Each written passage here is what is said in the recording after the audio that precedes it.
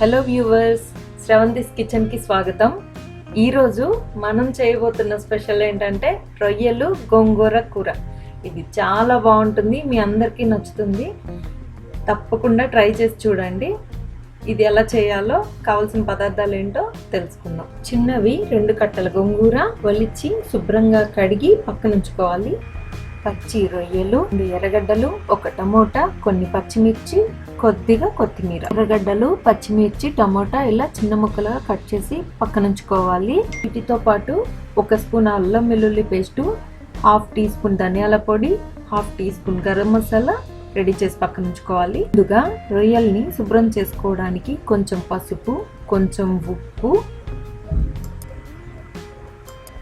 కొంచెం వాటర్ కలిపి బాగా శుభ్రం చేసుకోవాలి.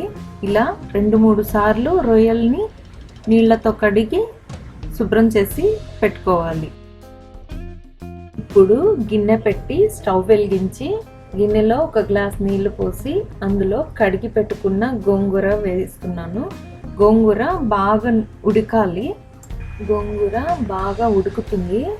ఇలా ఉడికాక ఒకసారి గరిటెతో బాగా కలిగి పెట్టాలి. మన గోంగూర బాగా ఉడికిపోయింది. ఇప్పుడు స్టవ్ ఆఫ్ చేసి పక్కన పెట్టి చల్లార్చుకుందాం. తర్వాత మిక్సీకి వేసుకున్న గోంగూర పేస్ట్ లాగా తయారవుతుంది. ఇలా గోంగూరను పేస్ట్ చేసుకుని పక్కన ఉంచుకోవాలి. ఇప్పుడు స్టవ్ పై మరో గిన్నె ఉంచి అందులో ముందుగా కడిగి శుభ్రం చేసుకున్న రొయ్యలను వేసి కొంచెం పసుపు, 1/2 గ్లాస్ నీళ్లు, కొంచెం ఉప్పు, దంచిన 1 చిన్న అల్లం ముక్కని వేసి ఉడికించాలి. ఈ రొయ్యలు 50% మాత్రమే ఇలా ఉడకాలండి. ఎక్కువ ఉడికినాయంటే రొయ్యలు చాలా గట్టిగా అవుతాయి. సో ఇది గమనించుకోండి. ఇలా అల్లం ముక్క ఎందుకు వేస్తున్నాను అంటే అల్లం ముక్క వేయడం వల్ల రొయ్యల్లో ఆ వాసన అనేది పోతుంది, అందుకోసమని యాడ్ చేస్తున్నాను. 10 నిమిషాల తర్వాత రొయ్యలు ఆల్మోస్ట్ 50% ఉడికిపోయాయి. ఉడికించుకున్న రొయ్యలను పక్కన పెట్టుకోవాలి. ఇప్పుడు స్టవ్ ఆన్ చేసుకొని గిన్నె పెట్టి 2 స్పూన్ల కొబ్బరి నూనె వేయాలి. మీరు ఏ నూనె అయినా వేసుకోవచ్చండి. నేను హెల్త్కి మంచిదని ఎప్పుడు కొబ్బరి నూనె వాడతాను. సో నాన్ వెజ్లో కూడా కొబ్బరి నూనె వేస్తున్నాను. మీరు కావాలంటే మీకు నచ్చిన నూనె వేసుకోవచ్చు. కాకపోతే నాన్ వెజ్కి కొంచెం ఆయిల్ ఎక్కువ ఉండాలి, అందుకే నేను 2 స్పూన్లు వేస్తున్నాను. మీరు కావాలంటే కొంచెం ఎక్కువ కూడా వేసుకోవచ్చు. ఆయిల్ బాగా వేగింది. ఇప్పుడు 3 లవంగాలు, దాల్చిన చెక్క 1 చిన్న ముక్క, కొంచెం ఆవాలు, కొద్దిగా జీలకర్ర యాడ్ చేస్తున్నాను. వేగాయి. ఇప్పుడు ముందుగా కట్ చేసి పెట్టుకున్న పచ్చిమిర్చిని వేస్తున్నాను.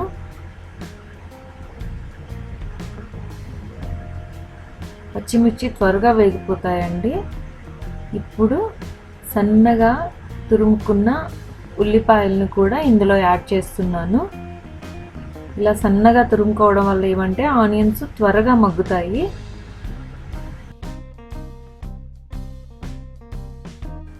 ఇందులో 1 స్పూన్ సాల్ట్ యాడ్ చేస్తున్నాను.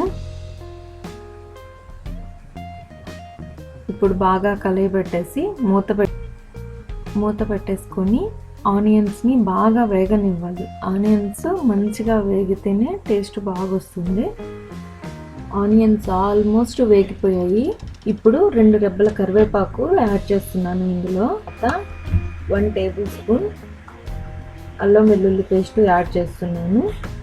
అల్లం వెల్లుల్లి పేస్టు పచ్చివాసన పోయేంత వరకు వేగనివ్వాలి. అల్లం వెల్లుల్లి పేస్టు పచ్చివాసన పోయింది. ఇప్పుడు 1 స్పూన్ పసుపు, 2 స్పూన్లు కారం యాడ్ చేస్తున్నాను. గోంగూర పులుపు ఉంటుంది కాబట్టి కొంచెం కారం ఎక్కువే పడుతుంది. మీరు కావాలి అంటే 1.5 స్పూన్ వేసుకున్న కారం సరిపోతుంది. గరిటెతో ఒకసారి కలయబెట్టాలి. ఇప్పుడు కట్ చేసి పెట్టుకున్న టమోటాని ఇందులోకి యాడ్ చేయాలి. టమోటాని బాగా మగ్గనివ్వాలండి. ఆనియన్స్తో పాటే టమోటా కూడా బాగా మగ్గితే టేస్ట్ చాలా బాగుంటుంది. చూస్తున్నారు కదా, ఇలా టమోటా వేసాక కూడా ఒకసారి కలయబెట్టండి గరిటెతో. టమోటా కూడా బాగా వేగిపోయింది. ఇప్పుడు ముందుగా ఉడకబెట్టుకున్నాం కదా ఆ రొయ్యల్ని ఇందులోకి యాడ్ చేస్తున్నాను. దీంతో పాటే 1/2 టీ స్పూన్ ధనియాల పొడి, 1/2 teaspoon garam masala powder add చేస్తున్నాను. మీకు ధనియాల పొడి కావాలంటే ఇంకొంచెం యాడ్ చేసుకోవచ్చు. ఇప్పుడు 1 కప్పు వాటర్ పోస్తున్నాను. చూస్తున్నారు కదా రొయ్యలు 50% ఉడికాయి. ఇప్పుడు ఇంకొంచెం బాగా ఉడకనివ్వాలి. ఒక 10 మినిట్స్ ఇలాగే ఉంచేసి మూత పెట్టేసుకుందాం.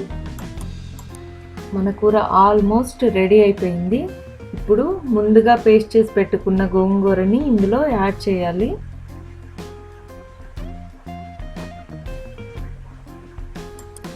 ఒక 5 నిమిషాలు ఇలానే ఉడకనివ్వాలి.